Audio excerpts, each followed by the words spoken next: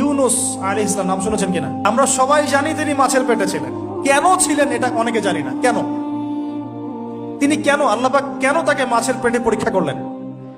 কারণটা আমি বলছি, সূরা আম্বিয়া পড়ে দেখবেন। তিনি যখন দাওয়াত দিচ্ছিলেন কওমকে, কওমের অনেকেই দাওয়াতটা রিসিভ করছিল না।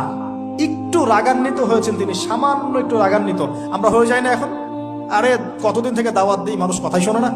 তো ইউনুস আলাইহিস সালাম একটু রাগান্বিত হয়ে ব্যাকওয়ার্ডে এসেছেন। আল্লাহ রাব্বুল আলামিন ধরে ফেলেছেন, তোমাকে তো আমি এই দায়িত্ব দিয়েছি আমার তাওহীদ প্রচার করার জন্য। কবুল কে করলো না দেখার দরকার নাই।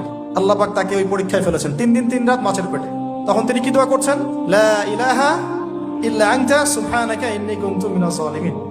আল্লাহ পাক বলছেন সূরা সফফাতের মধ্যে, তিনি যদি এই দোয়াটা না পড়তেন, লা লাবিসা ফি বাতনিহি ইলা ইয়াউমি ইউবআসুন, কিয়ামত পর্যন্ত তিনি মাছের পেটে থাকতেন। নাউজুবিল্লাহ।